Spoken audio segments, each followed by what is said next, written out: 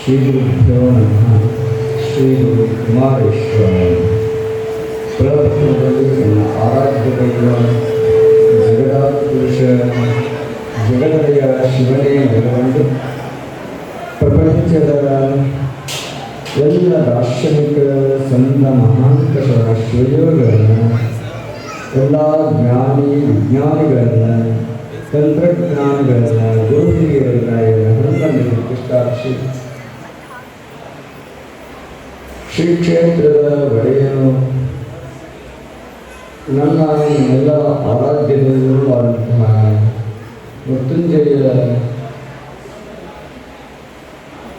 ಮೃತ್ಯುಂಜಯಪ್ಪನವರನ್ನು ನನ್ನ ಹನುಮಂತದಲ್ಲಿ ಪ್ರತಿಷ್ಠಾಪಿಸಿ ಯಾವೊಂದು ಈ ಕಾರ್ಯಕ್ರಮ ಮಾಡಲಿಕ್ಕೆ ಪಾದಯಾತ್ರೆಯಾಗಿರ್ಬೋದು ಅನುಷ್ಠಾನವಾಗಿರುವುದಕ್ಕೆಲ್ಲ ಪ್ರೇರಕರಾಗಿದ್ದಂಥವರು ನನ್ನ ಆರಾಧ್ಯ ಗುರುವರೆಗಳಂತಹ ಶಿವಯೋಗ ಸಿದ್ಧಿಯಿಂದ 775 ವರ್ಷ ಬದುಕಿ ಈ ನಾಡನ್ನು ಉದ್ಧಾರ ಮಾಡಿದಂತಹ ಮಹಾತಪಸ್ವಿ ಜಗದ್ಗುರು ಗುರೀಶ್ವರಯ್ಯ ಮೊದಲುಗೊಂಡು ಗುರು ರಂಗನಾಥ ಶಿವಾಚಾರ್ಯ ಪರ್ಯಂತ ಎಲ್ಲ ಗುರುಪರಂಪರೆಯ ಪುಸ್ತಕನಾಗಿ ಯಾವತ್ತು ದಂಗೇರಿ ಗ್ರಾಮದ ಸಮಸ್ತ ಸದ್ಭಕ್ತರೆ ಹಾಗೂ ಮಹಾಪಾದಯಾತ್ರೆ ಸದ್ಭಕ್ತರೆ ಶರಣಿಯರೇ ಸಹೋದರಿಯರೇ ತಂದೆ ತಾಯಿಗಳೇ ಹಾಗೂ ಮುದ್ದು ಮಕ್ಕಳೇ ತಮ್ಮೆಲ್ಲರ ಹೃದಯದಲ್ಲಿ ಕಳೆದುಕೊಂಡಂತಹ ಆ ಜ್ಯೋತಿ ಚಿಜ್ಯೋತಿ ಪರಂಜ್ಯೋತಿಗೆ ಅನಂತ ಕೋಟಿ ಕೋಟಿ ಶರಣ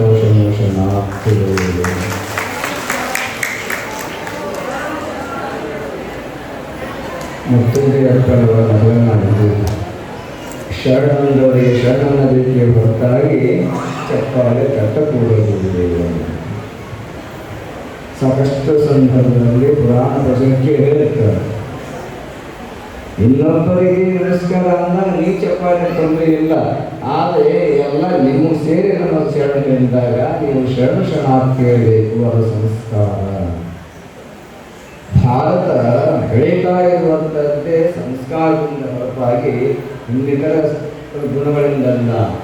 ಯಾಕಂದರೆ ಭಾರತದಲ್ಲಿ ಮೊಟ್ಟಮೊದಲಾಗಿ ಮಾತೃದೇವೋ ಭವ, ಪಿತೃದೇವೋ ಭವ, ಆಚಾರ್ಯ ದೇವೋ ಭವ, ಅತಿಥಿ ದೇವೋ ಭವ ಅಂತ 4 ಜನರನ್ನು ದೇವರು ಅಂತ ಸ್ವೀಕಾರ ಮಾಡಿದೆ.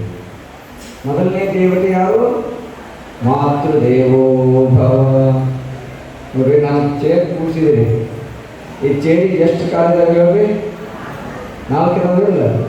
ನಮ್ಮ ಜೀವನ ಅನ್ನುವಂಥ ಶರೀರ ಹುಟ್ಟಿ ಬಂದಿದೆ, ಬೆಳಿಬೇಕು ಅಂದರೆ 4 ಜನರನ್ನ ದೇವರು ಅಂತ ಸ್ವೀಕಾರ ಮಾಡಬೇಕು ಅಂತ.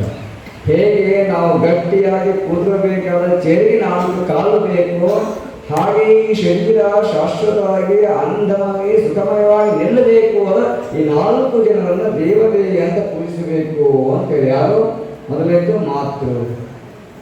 ಮಾತೃದೇವ, ಪಿತೃ, ಆಚಾರ್ಯ, 4ನೇದು ಅತಿಥಿ ದೇವೋ ಭವ ಅಂತ ಹೇಳಿದ್ದಾರೆ. ಈ 4 ಜನರನ್ನ ಯಾರು ದೇವರು ಅಂತ ಪೂಜಿಸುತ್ತಾರೋ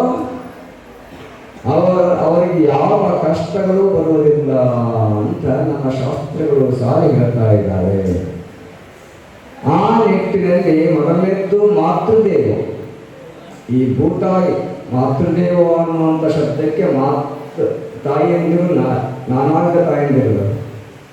ಜನ್ಮವನ್ನು ಹೆತ್ತ ತಾಯಿಯು ಒಂದು ಕಡೆಗೆ ಆದರೆ ಪುತ್ರೋಹಂ ಪೃಥಿವ್ಯಾ, ನಾವು ಯಾರ ಮಕ್ಕಳು ಅಂದರೆ ಪೃಥ್ವೀ ದೇವಿಯ ಮಕ್ಕಳು ಅಂತ ಅಥರ್ವ ವೇದ ಹೇಳ್ತಾ ಇದ್ದಾರೆ. ಯಾರ ಮಕ್ಕಳು ನಾವು? ಪುತ್ರೋಹಂ ಪೃಥಿವ್ಯಾ. ಹೆತ್ತ ತಾಯಿ ಪೃಥಿವಿಯ ಸಮಾನರು. ಆಗ ಅಷ್ಟೇ ಅಲ್ಲದೆ ಪೃಥಿವಿಯ ಮಕ್ಕಳು. ನಾವು ಯಾವುದೋ ಒಂದು ರಾಜ್ಯ ಜಿಲ್ಲೆಯನ್ನು ಹೇಳಿದ್ದ ನಮ್ಮ ಅಥರ್ವ ವೇದದಲ್ಲಿ ನಾವು ಎಲ್ಲ ಜೀವಿಗಳು ಯಾರ ಮಕ್ಕಳು ಅಂದರೆ ಪೃಥಿವಿಯ ಮಕ್ಕಳು ಅಂತ ಹೇಳಿದರು.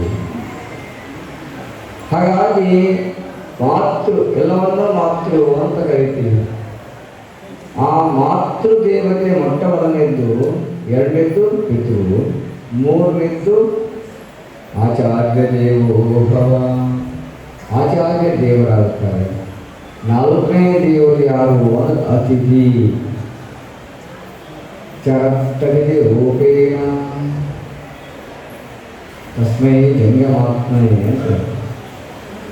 ಅವನೇ ಜಂಗಮ. ಯಾರು ಅತಿಥಿ ರೂಪವಾಗಿ ಚಲಿಸುತ್ತಾ ಭಕ್ತರನ್ನು ಉದ್ಧಾರ ಮಾಡ್ತಾನೋ ಅವನೇ ಅತಿಥಿ ಅಂತ ಕರಿತೀವಿ, ಅವನೇ ಜಂಗಮ ಅಂತ ಕರಿತೀವಿ. ಹಾಗಾಗಿ ಮನೆಗೆ ಯಾರೇ ಅತಿಥಿಗಳು ಬಂದಾಗಲೂ ಕೂಡ ಅವರನ್ನು ದೇವರ ರೀತಿಯಲ್ಲಿ ಕಾಣಬೇಕು ಅಂತ ಆ ನಿಟ್ಟಿನಲ್ಲಿ ಇವತ್ತು ನಮ್ಮ ದಾಂಡೇಲಿ ಗ್ರಾಮದ ಸಮಸ್ತ ಸದ್ಭಕ್ತರು ಏನು ಮಾಡಿದ್ದಾರೆ, ಇಲ್ಲಿ ಬಂದ ಅತಿಥಿಗಳನ್ನು ಸಾಕ್ಷಾತ್ ದೇವರ ರೂಪದಲ್ಲಿ ಸ್ವಾಗತವನ್ನು ಮಾಡಿದ್ದಾರೆ. ಬಹುಶಃ ಇಂತಹ ಸದ್ಭಕ್ತರು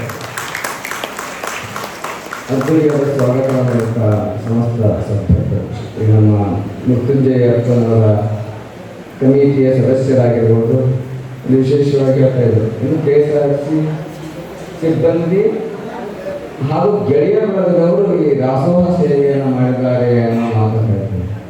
ನೋಡಿ ಎಂಥ ಸಂತೋಷದ ವಿಷಯ ಅಂದರೆ KSRTC ಒಂದು ಜಾತಿಗೆ ಸಂಬಂಧಪಟ್ಟಲ್ಲ, ಹೌದಲ್ಲ, ಯಾವುದೋ ಒಂದು ಜನಾಂಗಕ್ಕೆ ಸಂಬಂಧಪಟ್ಟದಲ್ಲ, ಸರ್ವ ಜನಾಂಗವೂ ಕೂಡ ಕೂಡಿ ಈ ಕಾರ್ಯಕ್ರಮ ಮಾಡಿದೆ ಅಂದರೆ ಮಹಾದಾನಂದವಾದ KSRTC ಯಾವುದೇ ಜಾತಿ ಅಂಥ ಒಂದು ಕಾರ್ಯಕ್ರಮ ಟ್ರಸ್ಟ್ ಕಮಿಟಿಯವರಾಗಿರ್ಬೋದು ಎಲ್ಲರೂ ಕೂಡ ಈ ಕಾರ್ಯಕ್ರಮವನ್ನು ಮಾಡ್ತಾ ಇದ್ದಾರೆ. ಮಹಾನಂದವಾಗಿದೆ. ಹಾಗಾಗಿ ನಾವು ಹೇಗೆ ನಮಗೆ ಚೇರ್ ಕೂತ್ಕೊಳ್ಬೇಕಾದ್ರೆ 4 ಕಾಲು ಮುಖ್ಯ ಅಲ್ಲ, ಈ ಚೇರಿಗೆ 4 ಕಾಲಿದೆ, ಮಲಗುವಂಥ ಮಂಚಕ್ಕೆ 4 ಕಾಲಿದೆ. ಹೀಗಾಗಿ ಎಲ್ಲದಕ್ಕೂ 4 ಕಾಲಿದೆ. ಹಾಗಾಗಿ ನಮ್ಮ ಉಪನಿಷತ್ತುಗಳಿಗೆ ಇದೆ, ಒಂದು ತಾಯಿ, ತಂದೆ, ಗುರು ಮತ್ತು ಅತಿಥಿ ಅನ್ನುವಂಥವರು 4 ಕಾಲು ನಮ್ಮ ಜೀವನದಲ್ಲಿ.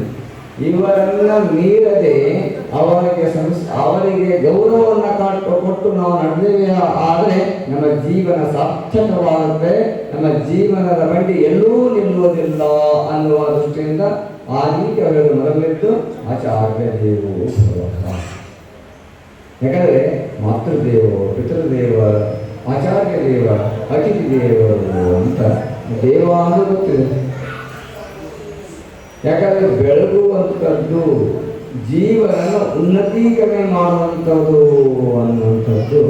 ಹಾಗಾಗಿ ಅಂತಹ ನಮ್ಮ ಜೀವನವನ್ನು ಉತ್ತುಂಗಕ್ಕೆ ಒಯ್ಯುವಂಥವ್ರು ಯಾರು ಅಂದ್ರೆ ನೀವು ಅವರಿಗೆ ಗೌರವ ಕೊಟ್ಟರೆ ಅವರು ನಿಮ್ಮನ್ನು ಉತ್ತುಂಗಕ್ಕೆ ಎತ್ತಿಕೊಂಡು ಹೋಗ್ತಾರೆ. ಆ ದೃಷ್ಟಿಯಿಂದ ಯಾರೂ ಕೂಡ ತಾಯಿಯನ್ನಾಗಲಿ ತಂದೆಯನ್ನಾಗಲಿ ಗೌರವಿಸಲು ಅವರ ಜೀವನದಲ್ಲಿ ಒಂದು ಸಾಧ್ಯವಿಲ್ಲ. ಆಚಾರ್ಯರನ್ನು ಅತಿಥಿಗಳನ್ನು ಗೌರವಿಸಬೇಕು. ಹಾಗಾಗಿ ದಾಂಡೇಲಿ ಗ್ರಾಮಕ್ಕೆ ಬಂದಾಗ ನಿಮ್ಮ ಅತಿಥಿ ಸತ್ಕಾರವನ್ನು ಕಂಡು ಇಲ್ಲೆಲ್ಲರನ್ನ ಸ್ವಾಗತ ಮಾಡುವ ವಿಧಾನವನ್ನು ಕಂಡು ಬಹಳ ಮನಸ್ಸಿಗೆ ತೃಪ್ತಿಯಾಗಿದೆ.